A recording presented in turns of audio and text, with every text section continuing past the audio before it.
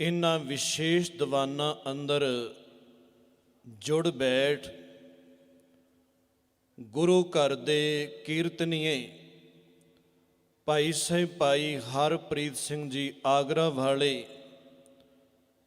तिन्हां पासों अलाही बाणी दा कीर्तन सरवण कीता। उपरंत सूफी संतां वल्लों गुरु नानक साहिब जी दे सिद्धांत दी कुछ विचार सांझी हुई। इस्लाम जगत दे आलम फाजल विद्वान मुहम्मद इकबाल दी वो गल सांझी कर रहे सन कि फिर उठी आखिर सदा तौहीद की पंजाब से, हिंद को एक मर्द काबिल ने जगाया ख्वाब से।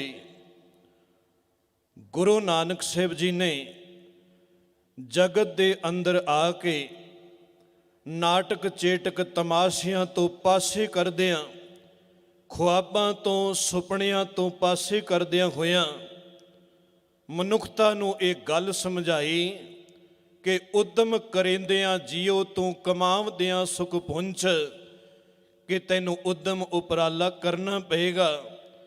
हाथ दे उपर हाथ धर के बैठा रहा, चौंकड़ा मार के बैठा रहा, कदी भी जीवन दे अंदर कामयाबी प्राप्त नहीं होनी। कुछ ना कुछ तैनूं करना पैना है। फिर सतगुरु जी ने 3 सिद्धांतां नूं ही थां थां लागू किया। किरत करो, नाम जपो, वंड छको, कि आप अपने हथी सुचज्जी किरत कीती जाए। फिर परमात्मा दे नाम नूं चेते कीता जाए ते जो कुछ तेरे कोल है उस दा 10वां हिस्सा जां समा आउण ते किसे दी लोड़ पूरी करदा रहे। इनू साहिब ने पावन बाणी अंदर कोर भी बयानिया। कहन लगे नानक सतगुर भेटिया, पूरी होवे जुगत, हसंदियां खैलंदियां पैनंदियां खावंदियां, विचे होवे मुकत। तैनू घर बार त्यागण दी लोड़ नहीं, तैनू किते परिवार तो दूर जाण दी लोड़ नहीं, पहाड़ां ते चढ़ चढ़ के तप करन दी लोड़ नहीं। बस घर दे अंदर ही रह के जैसे जल में कमल निरालम मुर गाई न साणे, सुरत शब्द भव सागर तरिए, नानक नाम वखाणे। घर दे अंदर ही पार लग जाएगा। आओ कुछ बचनां दी विचार होर रल मिल के विस्तार सांझी कर सकीए। विचार आरंभन तो पहला असीस बख्शदे हुए गुरु बख्शी फतेह प्रवान करो जी। वाहिगुरु जी का खालसा, वाहिगुरु जी की फतेह। भाई साहिब भाई गुरदास जी ने एक बचन साझा किया कि सुनी पुकार दातार प्रभ, गुर नानक जग माहे पठाया। बस इन्हां बचनां दे विचों ही एक क्वेश्चन खड़ा हो जाता है। जदों आपां कहा कि सुनी पुकार, ते गल एक सवाल खड़ा हो जाएगा कि ये पुकार किस दी, ये पुकार किसने कीती। उस वक्त जेड़े राजनीतिक हालात, समाजिक तौर ते हालात, धार्मिक तौर ते हालात सारे ही बिगड़ चुके सन। इथों तक कि जे भगत नामदेव जी वर्गे मंदिर दे अंदर परमात्मा दी बंदगी करन वास्ते चले जाते ने, ते उथों दे पुजारी जेड़े सन उन्हां धक्का मार के बाहर कढ़ दिता कि इत्थे बैठ के ए नामदेव तू भगती नहीं कर सकदा, क्योंकि ये मंदिर जेड़ा है ये ब्राह्मणा ने मंत्र पढ़ पढ़ के इत्थे साफ किया, इत्थे जल दे नाल साफ किया, इत्थे दिन रात बंदगी हुंदी है। तेरे वर्गा शूद्र जेड़ा है वो इस मंदिर दे अंदर प्रवेश नहीं कर सकता। शायद वही भगत नामदेव जे मंदिर दे पिछले पासे चले जाते ने ते कुछ समा जदों मन दुखी होए आराम करते ने, नींद आ जाती है, ते उस नींद दे अंदर एक सुपना आउंदा है। मैं जिक्र कर रहा कि सुनी पुकार दातार प्रभ, इन्हां भगतां दी पुकार रब ने ਨੇੜੇ ਹੋ ਕੇ ਸੁਣੀ, ਕਿਉਂਕਿ ਇਹ ਬੰਦਗੀ ਕਰਦੇ ਨੇ। ਹਰ ਇੱਕ ਥਾਂ ਤੇ ਨਹੀਂ ਬੈਠਿਆ ਜਾਂਦਾ। ਲੋਕ ਜਿਹੜੇ ਹਨ ਉਹ ਧੱਕੇ ਮਾਰ ਦਿੰਦੇ ਨੇ। ਤੁਸੀਂ ਸ਼ੂਦਰ ਹੋ ਜੇ ਮੰਦਰ ਦੇ ਪਿਛਲੇ ਪਾਸੇ ਜਾ ਕੇ ਆਰਾਮ ਕਰਦੇ ਨੇ। ਸੁਪਨਾ ਆਉਂਦਾ ਹੈ ਤੇ ਸੁਪਨੇ ਦੇ ਵਿੱਚ ਮਾਨੋ ਰੱਬ ਦੇ ਨਾਲ ਗੱਲਬਾਤ ਹੋਈ, ਮਿਲਾਪ ਹੋਇਆ ਤੇ ਰੱਬ ਖਿੜ ਕੇ ਹੱਸ ਰਿਹਾ ਹੈ। ਤੇ ਭਗਤ ਨਾਮਦੇਵ ਜੀ ਪੁੱਛ ਰਹੇ ਨੇ ਕਿ ਅੱਜ ਤੇਰੇ ਭਗਤ ਦੀ ਬੇਇੱਜ਼ਤੀ ਹੋਈ ਤੇ ਮੇਰੇ ਮਾਲਕ ਪਰਮਾਤਮਾ ਤੂੰ ਖਿੜ ਕੇ ਹੱਸ ਰਿਹਾ ਹੈ। ਕਹਿਣ ਲੱਗੇ ਨਹੀਂ ਨਾਮਦੇਵ, ਮੈਂ ਤੇਰੀ ਬੇਇੱਜ਼ਤੀ ਤੇ ਪਰੇਸ਼ਾਨੀ ਹੋਇਆ। ਮੈਂ ਤੇ ਦੇਖ ਰਿਹਾ ਕਿ ਬਸ ਉਹ ਸਮਾਂ ਆਉਣ ਵਾਲਾ ਹੈ ਕਿ ਐਸੇ ਥਾਂ ਤੇ ਬਿਠਾ ਦਿਆਂਗਾ। ਗੁਰੂ ਨਾਨਕ ਸਾਹਿਬ ਜਗਤ ਦੇ ਅੰਦਰ ਜਦੋਂ ਇਸ ਬੜ ਰਹੀ ਇਸ ਸੰਸਾਰ ਨੂੰ, ਇਸ ਲੁਕਾਈ ਨੂੰ ਧਿਆਨ ਧਰ ਕੇ ਦੇਖਣਗੇ ਕਿ ਸਾਰੇ ਪਾਸੇ ਹੀ ਇਸ ਤਰ੍ਹਾਂ ਦੀ ਅੱਗ ਪਸਰੀ ਹੋਈ ਹੈ। ਊਚ ਨੀਚ ਦਾ, ਛੂਤ ਛਾਤ ਦਾ, ਵਰਨ ਵੰਡ ਦਾ ਜਿਹੜਾ ਇਹ ਭਰਮ ਪਿਆ ਹੋਇਆ ਹੈ, ਗੁਰੂ ਨਾਨਕ ਸਾਹਿਬ ਜਗਤ ਦੇ ਅੰਦਰ ਆਉਣਾ ਤੇ ਉਹਨਾਂ ਨੇ ਸਾਰੇ ਇਹ ਭਰਮ ਜਿਹੜੇ ਹਨ ਤੋੜ ਕੇ ਰੱਖ ਦੇਣੇ ਨੇ। ਸਤਿਗੁਰਾਂ ਨੇ ਪਾਵਨ ਬਾਣੀ ਅੰਦਰ ਜ਼ਿਕਰ ਕੀਤਾ, ਭਗਤ ਨਾਮਦੇਵ ਜੀ ਦੇ ਹੀ ਬੋਲ। ਕਹਿਣ ਲੱਗੇ ਖਸਤ ਖਿਲਤ ਤੇਰੇ ਦਿਹੁਰੇ ਆਇਆ, ਭਗਤ ਕਰਤ ਨਾਮਾ ਪਕਰ ਉਠਾਇਆ। ਕਿਉਂ ਇਹ ਸਾਰਾ ਕੁਝ ਹੋਇਆ?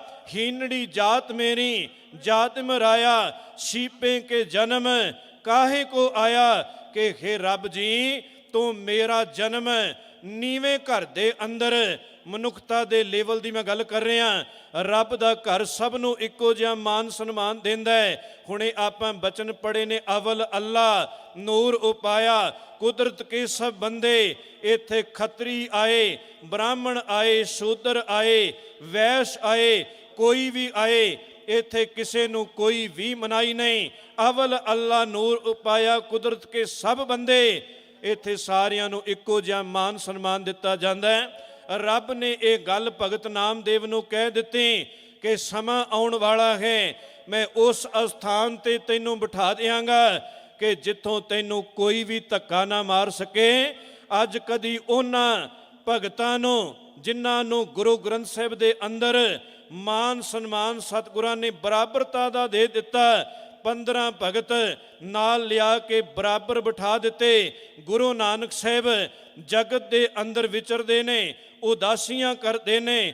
ਜਿੱਥੇ ਸਤਿਗੁਰੂ ਜੀ ਨੇ ਇਹਨਾਂ ਭਗਤਾਂ ਨੂੰ ਜਿਨ੍ਹਾਂ ਦੀ ਪੁਕਾਰ ਸੁਣੀ, ਨੇੜੇ ਹੋ ਕੇ ਉਹਨਾਂ ਦੀ ਵਿਚਾਰ ਨੂੰ ਗੁਰੂ ਗ੍ਰੰਥ ਸਾਹਿਬ ਦੇ ਅੰਦਰ ਲਿਆ ਕੇ ਦਰਜ ਕਰ ਦਿੱਤਾ। ਅੱਜ ਕਿਸੇ ਅੰਦਰ ਹਿੰਮਤ ਨਹੀਂ ਕਿ ਉਹ ਇਹ ਖੜਾ ਹੋ ਕੇ ਕਹਿ ਦੇ ਕਿ ਅੱਜ ਭਗਤ ਨਾਮਦੇਵ ਜੀ ਦਾ ਹੁਕਮਨਾਮਾ ਆਇਆ, ਮੈਂ ਪ੍ਰਵਾਨ ਨਹੀਂ ਕਰਦਾ।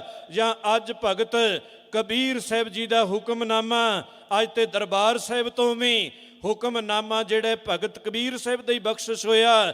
ਹਰ ਕੀ ਵਡਿਆਈ ਦੇਖੋ ਸੰਤੋ, ਹਰ ਨਿਮਾਣਿਆ ਮਾਣ ਦਿਵਾਏ। ਜਿਉ ਧਰਤੀ ਚਰਨ ਤਲੇ ਤੇ ਉਪਰ ਆਵੇ, ਤਿਉ ਨਾਨਕ ਸਾਧ ਜਨਾ ਜਗਤ ਆਣ ਸਭ ਪੈਰੀ ਪਾਏ। ਜਿਨ੍ਹਾਂ ਨੂੰ ਕੋਈ ਨਹੀਂ ਸੀ ਜਾਣਦਾ, ਜਿਨ੍ਹਾਂ ਦਾ ਸ਼ਾਇਦ ਪਤਾ ਵੀ ਨਾ ਲੱਗਦਾ, ਪਰ ਗੁਰੂ ਨਾਨਕ ਸਾਹਿਬ ਜੀ ਨੇ ਜਗਤ ਦੇ ਅੰਦਰ ਵਿਚਰ ਕੇ ਜਗ੍ਹਾ ਜਗ੍ਹਾ ਤੇ ਜਾ ਕੇ ਗੁਰਮੁਖ ਖੋਜਤ ਭਏ ਉਦਾਸੀ। ਜਿਨ੍ਹਾਂ ਨੇ ਰੱਬ ਦੇ ਨਾਲ ਸਾਂਝ ਪਾਈ, ਜਿਨ੍ਹਾਂ ਨੇ ਇੱਕ ਦਾ ਹੋਕਾ ਲਾਇਆ ਕਿ ਏਕੋ ਹੈ ਭਾਈ ਏਕੋ ਹੈ, ਸਾਹਿਬ ਮੇਰਾ ਏਕੋ ਹੈ। ਸਤਿਗੁਰੂ ਦਾ ਘਰ ਇਹ ਨਹੀਂ ਕਹਿੰਦਾ ਕਿ ਬਾਹਰੀ ਤੌਰ ਤੇ ਤੁਹਾਡੀ ਕਿਸੇ ਦੇ ਨਾਲ ਸਾਂਝ ਨਹੀਂ ਹੋਣੀ ਚਾਹੀਦੀ। ਸਤਿਗੁਰੂ ਨੇ ਹਰ ਇੱਕ ਦੇ ਨਾਲ ਸਾਂਝ ਰੱਖੀ। ਸਤਿਗੁਰਾਂ ਦੇ ਨਾਲ ਤੁਰਨ ਵਾਲੇ ਹੀ ਮੁਸਲਮਾਨ ਹਨ। ਭਾਈ ਮਰਦਾਨਾ ਜੀ ਸਤਿਗੁਰੂ ਜੀ ਦੇ ਨਾਲ ਭਾਈ ਬਾਲਾ ਜੀ ਦਾ ਜ਼ਿਕਰ ਚੱਲ ਪੈਂਦਾ ਹੈ। ਸਤਿਗੁਰੂ ਜੀ ਨੇ ਹਰ ਇੱਕ ਨੂੰ ਮਾਨ ਸਨਮਾਨ ਦਿੱਤਾ। ਕੋਈ ਹਿੰਦੂ ਹੋਵੇ, ਬੋਧੀ ਹੋਵੇ, ਜੈਨੀ ਹੋਵੇ, ਪਾਰਸੀ ਹੋਵੇ, ਕੋਈ ਹੋਵੇ, ਸਤਿਗੁਰੂ ਜੀ ਨੇ ਸਭ ਨੂੰ ਇੱਕੋ ਜਿਹਾ ਪਿਆਰ ਦਿੱਤਾ। ਇੱਥੇ ਕਿਸੇ ਤੋਂ ਕੋਈ ਵੀ ਨਫ਼ਰਤ ਨਹੀਂ ਕੀਤੀ ਗਈ। ਮੈਂ ਜ਼ਿਕਰ ਕਰ ਰਿਹਾ ਸਾਂ ਕਿ ਸਾਹਿਬ ਕਹਿਣ ਲੱਗੇ ਬਾਹਰੀ ਤੌਰ ਤੇ ਜਿਹਦੇ ਨਾਲ ਤੂੰ ਬਿਜ਼ਨਸ ਸਾਂਝਾ ਕਰਨਾ ਚਾਹੁੰਦਾ ਕਰ ਲੈ, ਜਿਸ ਦੇ ਨਾਲ ਸਾਂਝ ਰੱਖਣੀ ਚਾਹੁੰਦਾ ਰੱਖ ਲੈ, ਮੈਂ ਤੈਨੂੰ ਰੋਕਦਾ ਨਹੀਂ। ਪਰ ਇੱਕ ਗੱਲ ਅੰਦਰੋਂ ਯਾਦ ਰਹਿ ਜਾਏ ਕਿ ਅਧਿਆਤਮਿਕ ਤੌਰ ਤੇ ਇਹ ਨਾ ਹੋਏ ਕਿ ਹੁਣ ਹਰ ਇੱਕ ਦਾ ਹੀ ਸਿਧਾਂਤ, ਭਾਵੇਂ ਕੋਈ ਮੂਰਤੀ ਪੂਜਣ ਵਾਲਾ ਹੋਵੇ, ਭਾਵੇਂ ਕੋਈ ਮੜੀ ਮਸਾਣਾ ਤੇ ਜਾਣ ਵਾਲਾ ਹੋਵੇ, ਭਾਵੇਂ ਕੋਈ ਪਿੱਪਲ ਦੇ ਥੱਲੇ 4 ਇੱਟਾਂ ਰੱਖ ਕੇ ਦੀਵਾ ਜਗਾ ਕੇ ਬੈਠਾ ਹੋਵੇ, ਹਰ ਇੱਕ ਦੇ ਸਿਧਾਂਤ ਨੂੰ ਕਬੂਲ ਨਾ ਕਰੀ ਜਾਈ। ਕਰਮ ਕਾਂਡ ਦਾ ਇਸ ਘਰ ਦੇ ਅੰਦਰ ਕੋਈ ਥਾਂ ਨਹੀਂ। ਤੇ ਜਿਹੜਾ ਸੱਚ ਦੀ ਗੱਲ ਕਰੇਗਾ, ਜਿਸ ਨੂੰ ਸਮਝ ਪੈ ਗਈ ਕਿ ਏਕੋ ਹੈ ਭਾਈ, ਏਕੋ ਹੈ ਸਾਹਿਬ ਮੇਰਾ, ਏਕੋ ਹੈ, ਉਸ ਨੂੰ ਬਰਾਬਰਤਾ ਦਾ ਮਾਨ ਸਨਮਾਨ ਸਤਿਗੁਰੂ ਜੀ ਨੇ ਆਪਣੇ ਘਰ ਦੇ ਅੰਦਰ ਦਿੱਤਾ। ਸੁਣੀ ਪੁਕਾਰ ਦਾਤਾਰ ਪ੍ਰਭ, ਗੁਰੂ ਨਾਨਕ ਜਗ ਮਾਏ ਪਠਾਇਆ। ਇਸ ਤਰ੍ਹਾਂ ਦੇ ਪਿਆਰਿਆਂ ਦੀ ਪੁਕਾਰ ਸੁਣੀ, ਜਿਹੜੇ ਬੜੇ ਲੰਬੇ ਸਮੇਂ ਤੋਂ ਦੁਖੀ ਹੋਏ, ਇਹਨਾਂ ਲੁਟੇਰਿਆਂ ਦੇ ਹੱਥੋਂ ਲੁੱਟੇ ਜਾ ਰਹੇ ਸਨ। ਵੈਸੇ ਗੁਰੂ ਨਾਨਕ ਸਾਹਿਬ ਦਾ ਇਤਿਹਾਸ ਬਹੁਤ ਲੰਬਾ ਹੈ, ਬੜਾ ਵਿਸਥਾਰ ਮੰਗਦਾ ਹੈ, ਸਮਾਂ ਨਹੀਂ। ਇਹ ਤਾਂ ਪੰਛੀ ਝਾਤ ਆਪਾਂ ਕਿਤੋਂ ਸਾਂਝੀ ਕਰ ਰਹੇ ਹਾਂ। ਜੇ ਕੋਈ ਸੱਜਣ ਵਰਗੇ ਜ਼ਾਲਮ ਤੋਂ ਪਰੇਸ਼ਾਨ ਹੋਇਆ, ਗੁਰੂ ਨਾਨਕ ਸਾਹਿਬ ਨੂੰ ਪਤਾ ਲੱਗਦਾ ਹੈ ਤੇ ਗੁਰੂ ਨਾਨਕ ਸਾਹਿਬ ਉੱਥੇ ਜਾ ਕੇ ਉਸ ਦੇ ਪਖੰਡ ਨੂੰ, ਉਸ ਦੇ ਪਾਜ ਨੂੰ ਉਘੇੜਦੇ ਨੇ ਕਿ ਐ ਸੱਜਣਾ, ਨਾਮ ਤਾਂ ਸੱਜਣ ਰੱਖ ਲਿਆ, ਪਰ ਤੇਰੇ ਕੰਮ ਸੱਜਣਾ ਵਾਲੇ ਨਹੀਂ। ਸੱਜਣ ਸੇਈ ਨਾਲ ਮੈਂ ਚਲਦਿਆਂ ਨਾਲ ਚਲਨ। ਸੱਜਣ ਤਾਂ ਉਹ ਹੋਇਆ ਕਰਦੇ ਨੇ ਜਿਹੜੇ ਹਰ ਸਮੇਂ ਨਾਲ ਤੁਰਦੇ ਹੋਣ, ਹਰ ਸਮੇਂ ਸਾਥ ਦਿੰਦੇ ਹੋਣ। ਤੇਰੇ ਵਰਗੇ ਤਾਂ ਇਸ ਸਰਾਂ ਦੇ ਅੰਦਰ ਆਇਆਂ ਕੋਇਆਂ ਨੂੰ ਲੁੱਟ ਲੈਂਦੇ ਨੇ, ਉਹਨਾਂ ਦਾ ਘਾਣ ਕਰ ਦਿੰਦੇ ਨੇ, ਉਹਨਾਂ ਦਾ ਅੰਤ ਕਰ ਦਿੰਦੇ ਨੇ। ਨਾ ਅਗਲਿਆਂ ਨੂੰ ਕੋਈ ਪਤਾ, ਨਾ ਪਿਛਲਿਆਂ ਨੂੰ ਕੋਈ ਸਾਰ ਕਿ ਸਾਡਾ ਸੰਬੰਧੀ ਘਰ ਤੋਂ ਨਿਕਲਿਆ, ਪਤਾ ਨਹੀਂ ਕਿਸ ਅਸਥਾਨ ਤੇ ਪਹੁੰਚਿਆ ਹੋਵੇਗਾ। ਪਰ ਇਹ ਤਾਂ ਨਹੀਂ ਪਤਾ ਕਿ ਸੱਜਣ ਵਰਗੇ ਜ਼ਾਲਮ ਨੇ ਆਪਣੀ ਸਰਾਂ ਦੇ ਅੰਦਰ ਰੱਖ ਕੇ ਸਾਰਾ ਕੁਝ ਉਸ ਤੋਂ ਖੋ ਕੇ ਉਸ ਦਾ ਖਾਤਮਾ ਕਰ ਦਿੱਤਾ। ਇਸ ਤਰ੍ਹਾਂ ਦੇ ਲੋਕ ਜਿਹੜੇ ਜ਼ਾਲਮ ਬਣ ਕੇ ਥਾਂ ਥਾਂ ਤੇ ਜ਼ੁਲਮ ਕਰ ਰਹੇ ਸਨ, ਜਿਨ੍ਹਾਂ ਧਰਮੀ ਲੋਕਾਂ ਨੂੰ ਪਤਾ ਲੱਗਾ, ਸ਼ਾਇਦ ਉਹਨਾਂ ਨੇ ਗੁਰੂ ਨਾਨਕ ਸਾਹਿਬ ਨਾਲ ਇਹ ਗੱਲ ਸਾਂਝੀ ਕੀਤੀ ਕਿ ਇਹਨਾਂ ਅਸਥਾਨਾਂ ਤੇ ਪਹੁੰਚੋ, ਇਹਨਾਂ ਅਸਥਾਨਾਂ ਤੇ ਜ਼ੁਲਮ ਹੋ ਰਿਹਾ ਹੈ। ਸੁਣੀ ਪੁਕਾਰ ਦਾਤਾਰ ਪ੍ਰਭ, ਗੁਰੂ ਨਾਨਕ ਜਗ ਮਾਏ ਪਠਾਇਆ। ਤੇ ਸਤਿਗੁਰੂ ਥਾਂ ਥਾਂ ਤੇ ਜਾਂਦੇ ਨੇ। ਕਦੀ ਸਤਿਗੁਰੂ ਜਗਨਨਾਥਪੁਰੀ ਦੀ ਧਰਤੀ ਤੇ ਪਹੁੰਚਦੇ ਨੇ, ਉੱਥੇ ਵੀ ਬੈਠਾ ਹੋਇਆ ਇੱਕ ਕਲਯੁਗੀ ਪਾਂਡਾ ਭਰਮਾਂ ਦਾ ਸ਼ਿਕਾਰ ਬਣਾ ਕੇ ਲੋਕਾਂ ਨੂੰ ਆਪਣੇ ਭਰਮ ਜਾਲ ਦੇ ਅੰਦਰ ਫਸਾਈ ਜਾਂਦਾ ਹੈ। ਅੱਜ ਵੀ ਬੜੇ ਐਸੇ ਹਨ ਕਿ ਜਿਹੜੇ ਮੇਰੇ ਵਾਂਗ ਅੰਦਰ ਸ਼ਾਇਦ ਕੁਛ ਨਾ ਹੋਏ, ਬਾਹਰ ਚੌਂਕੜਾ ਲਾ ਲਿਆ, ਨੇਤਰ ਬੰਦ ਕਰ ਲਏ ਤੇ ਲੋਕਾਂ ਨੂੰ ਭਰਮਾਂ ਦਾ ਸ਼ਿਕਾਰ ਬਣਾਈ ਜਾਏ ਕਿ ਮੈਨੂੰ ਬ੍ਰਹਮਪੁਰੀ, ਮੈਨੂੰ ਇੰਦਰਪੁਰੀ, ਮੈਨੂੰ ਸ਼ਿਵਪੁਰੀ ਦਿਖਾਈ ਦੇ ਰਹੀ ਹੈ, ਮੈਨੂੰ ਰੱਬ ਦਿਖਾਈ ਦੇ ਰਿਹਾ ਹੈ। ਆਓ ਮੇਰੇ ਚਰਨਾਂ ਤੇ ਆ ਕੇ ਝੁਕ ਜਾਓ, ਮੇਰੇ ਅੱਗੇ ਮਾਇਆ ਭੇਟ ਕੀਤੀ ਜਾਏ, ਮੈਨੂੰ ਆਪਣਾ ਆਗੂ ਮੰਨ ਲਿਆ ਜਾਏ, ਮੈਂ ਤੁਹਾਨੂੰ ਬ੍ਰਹਮਪੁਰੀ, ਸ਼ਿਵਪੁਰੀ, ਇੰਦਰਪੁਰੀ ਦਿਖਾ ਦਿਆਂਗਾ। ਇਸ ਤਰ੍ਹਾਂ ਦਾ ਭਰਮ ਜਾਲ ਜਿਹੜਾ ਸੀ ਉਹ ਜਗਨਨਾਥਪੁਰੀ ਦੇ ਅੰਦਰ ਪਾਇਆ ਗਿਆ। ਸੁਣੀ ਪੁਕਾਰ ਦਾਤਾਰ ਪ੍ਰਭ, ਗੁਰੂ ਨਾਨਕ ਜਗ ਮਾਏ ਪਠਾਇਆ। ਜਦੋਂ ਗੁਰੂ ਨਾਨਕ ਸਾਹਿਬ ਉਸ ਧਰਤੀ ਤੇ ਪਹੁੰਚਦੇ ਨੇ, ਬੜੇ ਸ਼ਰਧਾਲੂ ਉਸ ਦੇ ਕੋਲ ਬੈਠੇ ਹੋਏ ਨੇ, ਆਏ ਹੋਏ ਮਾਇਆ ਲੋਟੇ ਅੰਦਰ ਪਾਈ ਜਾਂਦੇ ਨੇ ਤੇ ਉਹ ਬੜਾ ਪ੍ਰਸੰਨ। ਜਦੋਂ ਮਾਇਆ ਦੀ ਆਵਾਜ਼ ਆਉਣੀ ਬੰਦ ਹੋਈ, ਕਿਉਂਕਿ ਗੁਰੂ ਨਾਨਕ ਸਾਹਿਬ ਨੇ ਇੱਕ ਵਿਅੰਗ ਐਸਾ ਉੱਥੇ ਵਰਤਿਆ ਕਿ ਉਸੇ ਦਾ ਲੋਟਾ ਚੁੱਕ ਕੇ ਭਾਈ ਮਰਦਾਨਾ ਜੀ ਤੋਂ ਪਿਛਲੇ ਪਾਸੇ ਕਰਵਾ ਦਿੱਤਾ ਕਿ ਹੁਣੇ ਪਤਾ ਲੱਗ ਜਾਂਦਾ ਹੈ ਕਿ ਇਸ ਬ੍ਰਹਮਪੁਰੀ, ਸ਼ਿਵਪੁਰੀ, ਇੰਦਰਪੁਰੀ ਦੀ ਗੱਲ ਕਰ ਰਿਹਾ ਹੈ। ਆਖਰ ਜਦੋਂ ਅੱਖਾਂ ਖੋਲੀਆਂ ਦੇਖਿਆ ਕਿ ਮਾਇਆ ਗਾਇਬ ਹੋ ਚੁੱਕੀ ਹੈ, ਰੌਲਾ ਪਾ ਦਿੱਤਾ ਮੇਰੀ ਮਾਇਆ ਕਿੱਧਰ ਗਈ। ਤੇ ਗੁਰੂ ਨਾਨਕ ਸਾਹਿਬ ਜੀ ਉਸ ਸਮੇਂ ਫਿਰ ਬਚਨ ਸਾਂਝਾ ਕਰਦੇ ਨੇ, ਕਹਿਣ ਲੱਗੇ ਕਲਯੁਗੀ ਪਾਂਡਾ ਜੀ, ਤੁਸੀਂ ਕਹਿੰਦੇ ਹੋ ਬ੍ਰਹਮਪੁਰੀ, ਮੈਨੂੰ ਸ਼ਿਵਪੁਰੀ, ਮੈਨੂੰ ਇੰਦਰਪੁਰੀ, ਸਭ ਕੁਝ ਮੈਨੂੰ ਦਿਖਾਈ ਦੇ ਰਿਹਾ ਹੈ ਤੇ ਲੋਟਾ ਵੀ ਤੇ ਫਿਰ ਇਹਨਾਂ ਕਿਤੇ ਪੁਰੀਆਂ ਦੇ ਅੰਦਰ ਹੀ ਹੋਏਗਾ। ਆਪਣਾ ਲੋਟਾ ਲੱਭਣ ਦਾ ਯਤਨ ਕਰੋ। ਜਦੋਂ ਸਮਝ ਪੈ ਗਈ ਕਿ ਇਹ ਤਾਂ ਕੋਈ ਰੱਬੀ ਅਵਤਾਰ, ਕੋਈ ਜਾਹਰਾ ਪੀਰ ਮੇਰੇ ਸਾਹਮਣੇ ਆ ਕੇ ਖੜਾ ਹੋ ਗਿਆ, ਇਸ ਦੇ ਬਚਨਾਂ ਦਾ ਮੈਂ ਉੱਤਰ ਨਹੀਂ ਦੇ ਸਕਦਾ, ਤੇ ਉਸੇ ਵਕਤ ਉਹ ਝੁਕ ਗਿਆ। ਖੈਰ ਸਾਡੇ ਨਾਲੋਂ ਉਹ ਚੰਗਾ ਜਿਹੜਾ ਗੁਰੂ ਦਾ ਇੱਕ ਬਚਨ ਸੁਣ ਕੇ ਝੁਕ ਗਿਆ। ਅੱਜ ਅਸੀਂ ਬਹੁਤਾਤ ਕੋਈ ਵਿਰਲਾ ਟਾਵਾਂ ਜਿਹੜਾ ਗੁਰੂ ਘਰ ਦਾ ਪ੍ਰੇਮੀ, ਨਹੀਂ ਤੇ ਅਸੀਂ ਬਹੁਤੇ ਸੀਸ ਝੁਕਾਈ ਜਾਂਦੇ ਹਾਂ।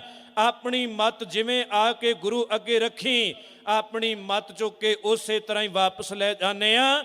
ਅਸੀਂ ਆਪਣੀ ਮਤ ਗੁਰੂ ਨੂੰ ਨਹੀਂ ਦੇਣਾ ਚਾਹੁੰਦੇ। ਸਾਹਿਬ ਤਾਂ ਕਹਿਣ ਲੱਗੇ ਕਿ ਹਾਰ ਭਰਿਓ ਸੁਆਮੀ ਕੈ ਦੁਆਰੈ, ਦੀਜੈ ਬੁੱਧ ਵਿਵੇਕਾ। ਮੈਨੂੰ ਇਸ ਘਰ ਦੇ ਵਿੱਚੋਂ ਗਿਆਨ ਦੇ ਦੇ, ਮੈਨੂੰ ਸੁਚੱਜੀ ਬੁੱਧ ਦੇ ਦੇ, ਵਿਰਲਾ ਟਾਵਾਂ ਜਿਸ ਨੂੰ ਸਮਝ ਪਈ, ਨਹੀਂ ਤੇ ਅਸੀਂ ਬਹੁਤਾਤ ਉਸੇ ਤਰ੍ਹਾਂ ਹੀ ਝੁਕੀ ਜਾ ਰਹੇ ਹਾਂ। ਗੁਰੂ ਨਾਨਕ ਸਾਹਿਬ ਜੀ ਨੇ ਉਸ ਕਲਯੁਗੀ ਪਾਂਡੇ ਦਾ ਜਦੋਂ ਪਾਜ ਉਘਾੜਿਆ ਤੇ ਉਸੇ ਵਕਤ ਕਲਯੁਗੀ ਪਾਂਡਾ ਚਰਨਾਂ ਤੇ ਡਿੱਗਿਆ ਤੇ ਸਾਹਿਬ ਨੇ ਉੱਥੇ ਬਚਨ ਉਚਾਰਿਆ ਸੀ। ਕਹਿਣ ਲੱਗੇ ਇਹ ਸਮਾਂ ਇਸ ਤਰ੍ਹਾਂ ਦਾ ਨਹੀਂ। ਹੁਣੇ ਸੂਫੀ ਸੰਤ ਵੀ ਇਹ ਬਚਨ ਸਾਂਝੇ ਕਰਕੇ ਗਏ ਨੇ ਕਿ ਕੁਝ ਕੰਮ ਤਾਂ ਪਸ਼ੂ ਵੀ ਕਰੀ ਜਾਂਦੇ ਨੇ, ਤੇ ਜੇ ਅਸੀਂ ਵੀ ਉਹੀ ਕੰਮ ਕਰ ਲਿਆ ਤੇ ਫਿਰ ਸਤਿਗੁਰੂ ਦਾ ਘਰ ਕਹਿੰਦਾ ਕਰਤੂਤ ਪਸ਼ੂ ਕੀ ਮਾਨਸ ਜਾਤ। ਜਿੱਥੇ ਇੱਕ ਪਾਸੇ ਸਤਿਗੁਰੂ ਕਹਿੰਦੇ ਮਿੱਠ ਬੋਲੜਾ ਜੀ, ਹਰ ਸੱਜਣ ਸੁਆਮੀ ਮੋਰਾ, ਹਉ ਸੰਭਲ ਥੱਕੀ ਜੀ, ਉਹ ਕਦੇ ਨਾ ਬੋਲੇ ਕੌੜਾ। ਗੁਰੂ ਕੌੜਾ ਬੋਲਦਾ ਨਹੀਂ, ਪਰ ਕਿਤੇ ਕਿਤੇ ਆਏ ਹੋਏ ਪਖੰਡੀ ਨੂੰ ਤਾੜਨਾ ਕਰਨੀ ਪੈਂਦੀ ਏ ਕਿ ਅਜੇ ਤੂੰ ਸੱਚ ਦੇ ਰਸਤੇ ਤੇ ਤੁਰਿਆ ਨਹੀਂ। ਮੈਂ ਕਹਿ ਰਿਹਾ ਕਿ ਕਰਤੂਤ ਪਸ਼ੂ ਕੀ ਮਾਨਸ ਜਾਤ, ਲੋਕ ਵਿਚਾਰਾ ਕਰੇ ਦਿਨ ਰਾਤ। ਜਿਹੜਾ ਕੰਮ ਪਸ਼ੂ ਕਰੀ ਜਾਂਦੇ ਨੇ ਉਹੀ ਕੰਮ ਐ ਇਨਸਾਨ ਤੂੰ ਕਰ ਰਿਹਾ ਹੈ, ਤੇ ਜੇ ਕਿਤੇ ਸਮਝ ਪੈ ਜੇ ਤੇ ਆਇਆ ਸਫਲਾ ਹੋ ਜਾਏਗਾ।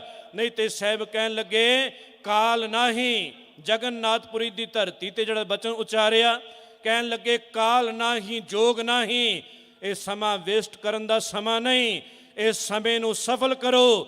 ਭਾਈ ਸਾਹਿਬ ਭਾਈ ਵੀਰ ਸਿੰਘ ਕਹਿਣ ਲੱਗੇ ਤੂੰ ਭਾਵੇਂ ਆਪਣੇ ਕੁਝ ਕੰਮਾਂ ਨੂੰ ਅੱਗੇ ਪਿੱਛੇ ਕਰ ਲੈ, ਪਰ ਇਸ ਸਮੇਂ ਨੇ ਅੱਗੇ ਪਿੱਛੇ ਨਹੀਂ ਹੋਣਾ। ਰਹੀ ਵਾਸਤੇ ਘੱਟ ਸਮੇਂ ਨੇ ਇੱਕ ਨਾ ਮੰਨੀ, ਫੜ ਫੜ ਰਹੀ ਤਰੀਕ ਸਮੇਂ ਖਿਸਕਾਈ ਕੰਨੀ, ਤ੍ਰਿਖੇ ਆਪਣੇ ਵੇਖ ਗਿਆ ਟੱਬ ਬੰਨੇ ਬੰਨੀ। ਹੋ ਅਜੇ ਸੰਭਾਲ ਇਸ ਸਮੇਂ ਨੂੰ, ਕਰ ਸਫਲ ਉਡੰਦਾ ਜਾਮਦਾ, ਇਹ ਠਹਿਰਨ ਜਾਚ ਨਾ ਜਾਣਦਾ, ਲੰਘ ਗਿਆ ਨਾ ਮੁੜ ਕੇ ਆਮਦਾ। ਕਾਲ ਨਾਹੀ ਜੋਗ ਨਾਹੀ, ਨਾ ਹੀ ਸਤ ਕਾ ਢੱਬ, ਥਾਂ ਨਸ਼ਟ ਜਗ ਪ੍ਰਿਸ਼ਟ ਹੋਏ ਡੂਬਤਾ ਇਵ ਜਗ। ਸਾਹਿਬ ਕਹਿਣ ਲੱਗੇ ਜਿੱਥੇ ਤੁਹਾਡੇ ਵਰਗੇ ਪਖੰਡੀ ਬੈਠ ਜਾਣ ਉਹ ਥਾਂ ਹੀ ਨਸ਼ਟ ਹੋ ਜਾਂਦਾ ਹੈ। ਕੱਲ ਮੈਂ ਰਾਮ ਨਾਮ ਸਾਰ, ਅੱਖੀਂ ਤਾਂ ਮੀਟੈ ਨਾਕ ਪਕੜੈ। ਕਹਿਣ ਲੱਗੇ ਅੱਖਾਂ ਮੀਟ ਕੇ ਨੱਕ ਫੜ ਕੇ ਇਸ ਤਰ੍ਹਾਂ ਵਿਖਾਵਾ ਕਰਦੇ ਨੇ। ਆਪਣੇ ਆਪ ਅੱਖਾਂ ਮੀਟਣ ਦਾ ਪਖੰਡ ਕਰਨ ਦਾ ਯਤਨ ਨਾ ਕਰੀਏ। ਹਾਂ ਜਿਸ ਦਿਨ ਕਿਤੇ ਕਰਤਾ ਹਿਰਦੇ ਅੰਦਰ ਵਸ ਗਿਆ, ਅੱਖਾਂ ਆਪਣੇ ਆਪ ਸਾਨੂੰ ਬੰਦ ਨਹੀਂ ਕਰਨੀਆਂ ਪੈਂਦੀਆਂ, ਅੱਖਾਂ ਆਪਣੇ ਆਪ ਹੀ ਬੰਦ ਹੋ ਜਾਂਦੀਆਂ ਨੇ। ਕਿਉਂਕਿ ਜਪਣ ਵਾਲੇ ਦੀ ਸੁਰਤ ਜਿਹੜੀ ਹੈ ਉਹ ਪਰਮਾਤਮਾ ਦੇ ਨਾਮ ਦੇ ਨਾਲ ਜੁੜ ਜਾਂਦੀ ਏ।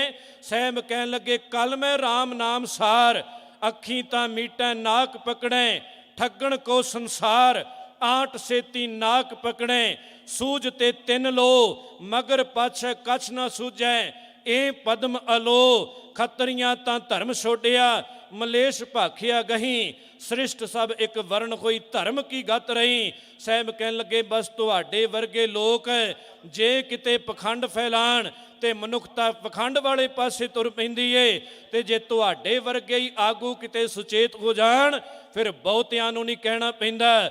ਗੁਰੂ ਨਾਨਕ ਸਾਹਿਬ ਜਾ ਜਾ ਕੇ ਵੱਡੇ ਵੱਡੇ ਉਹਨਾਂ ਪਖੰਡੀ ਆਗੂਆਂ ਨੂੰ ਫੜਦੇ ਨੇ ਕਿ ਜੇ ਇਹ ਆਗੂ ਕਿਤੇ ਕਹਿਣੇ ਅੰਦਰ ਆ ਗਏ, ਜੇ ਇਹਨਾਂ ਨੂੰ ਗੁਰਮਤਿ ਦੀ ਸਮਝ ਆ ਗਈ ਤੇ ਕੱਲੇ ਕੱਲੇ ਨੂੰ ਸਮਝਾਉਣ ਦੀ ਲੋੜ ਨਹੀਂ ਪੈਣੀ। ਇਹਨਾਂ ਨੇ ਆਪਣੇ ਇਲਾਕੇ ਅੰਦਰ ਆਪਣੀ ਸੰਗਤ ਨੂੰ ਆਪੇ ਹੀ ਸੁਧਾਰ ਲੈਣਾ।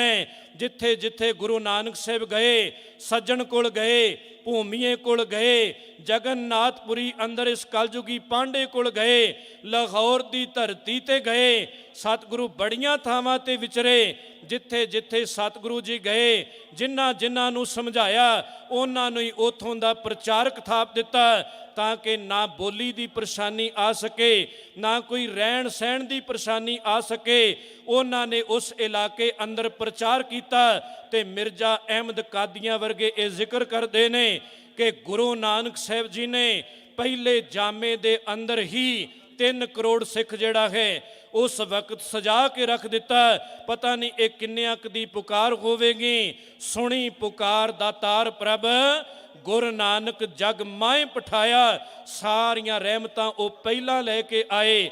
ਜਗਤ ਅੰਦਰ ਅਸੀਂ ਕੁਝ ਮਿਹਨਤ ਕਰੀਏ ਤਾਂ ਜਾ ਕੇ ਨਾਮਣਾ ਹੁੰਦਾ ਹੈ, ਪਰ ਜਦੋਂ ਗੁਰੂ ਨਾਨਕ ਸਾਹਿਬ ਦੀ ਗੱਲ ਆਉਂਦੀ ਹੈ ਤੇ ਕਿਹਾ ਜਾਂਦਾ ਸਤਿਗੁਰੂ ਨਾਨਕ ਪ੍ਰਗਟਿਆ। ਉਹ ਧੁਰ ਤੋਂ ਗੁਰੂ ਬਣ ਕੇ ਆਏ। ਜਾਂ ਭਾਈ ਗੁਰਦਾਸ ਜੀ ਹੋਰ ਮੋਹਰ ਲਾਉਂਦੇ ਨੇ, ਕਹਿਣ ਲੱਗੇ ਪਹਿਲਾਂ ਬਾਬੇ ਪਾਇਆ ਬਖਸ਼ਦਰ, ਪਿੱਛੋਂ ਦੇ ਫਿਰ ਘਾਲ ਕਮਾਈ। ਸਾਰੀ ਰਹਿਮਤ ਗੁਰੂ ਨਾਨਕ ਸਾਹਿਬ ਰੱਬ ਦੇ ਘਰ ਵਿੱਚੋਂ ਪਹਿਲਾਂ ਲੈ ਕੇ ਆਏ ਤੇ ਜਗਤ ਦੇ ਅੰਦਰ ਜਿੱਥੇ ਜਿੱਥੇ ਜਿਸ ਨੇ ਵੀ ਪੁਕਾਰ ਕੀਤੀ, ਸਤਿਗੁਰੂ ਉਸ ਅਸਥਾਨ ਤੇ ਪਹੁੰਚ ਕੇ ਬਾਬਾ ਦੇਖੈ ਧਿਆਨ ਤਰ, ਜਲਤੀ ਸਭ ਪ੍ਰਿਥਵੀ ਦਿਸ ਆਈ, ਬਾਜੋਂ ਗੁਰੂ ਗੁਬਾਰ ਹੈ ਕਰਦੀ ਸੁਣੀ ਲੁਕਾਈ। ਬਾਬੇ ਭੇਖ ਬਣਾਇਆ, ਉਹ ਦਾਸੀ ਕੀ ਰੀਤ ਚਲਾਈ, ਚੜਿਆ ਸੋਧਣ ਧਰਤ ਲੁਕਾਈ। ਗੁਰੂ ਨਾਨਕ ਸਾਹਿਬ ਇਸ ਜਗਤ ਨੂੰ ਫਿਰ ਥਾਂ ਥਾਂ ਤੇ ਵਿਚਰ ਕੇ ਸੋਧਦੇ ਨੇ। ਸਾਹਿਬ ਕਹਿਣ ਲੱਗੇ ਥਾਂ ਥਾਂ ਤੇ ਜਾ ਕੇ ਆਪਣੀ ਗੱਲ ਨਹੀਂ ਕੀਤੀ, ਬਸ ਬਾਣੀ ਦੇ ਲਾੜੀ ਲਾਉਣ ਦਾ ਯਤਨ ਕੀਤਾ, ਕਿਉਂਕਿ ਸਤਿਗੁਰੂ ਆਪ ਵੀ ਸਤਿਗੁਰੂ ਜੀ ਦੀ ਇਸ ਬਾਣੀ ਨੂੰ ਹੀ ਆਪਣਾ ਗੁਰੂ ਮੰਨਦੇ ਨੇ ਤੇ ਮਨੁੱਖਤਾ ਨੂੰ ਵੀ ਇਹੀ ਸਮਝਾਉਂਦੇ ਨੇ ਕਿ ਸ਼ਬਦ ਦੇ ਲੜ ਲੱਗ ਜਾਓ। ਤੇ ਜਿਹੜੇ ਸ਼ਬਦ ਦੇ ਲੜ ਲੱਗ ਜਾਣ, ਸਾਹਿਬ ਕਹਿਣ ਲੱਗੇ ਜਿਸ ਮਿਲਿਆ ਮਨ ਹੋਏ ਆਨੰਦ, ਸੋ ਸਤਿਗੁਰ ਕਹੀਐ ਮਨ ਕੀ ਦੁਬਿਧਾ ਬਿਨ ਸਜਾਏ, ਹਰ ਪਰਮ ਪਦ ਲਹੀਐ।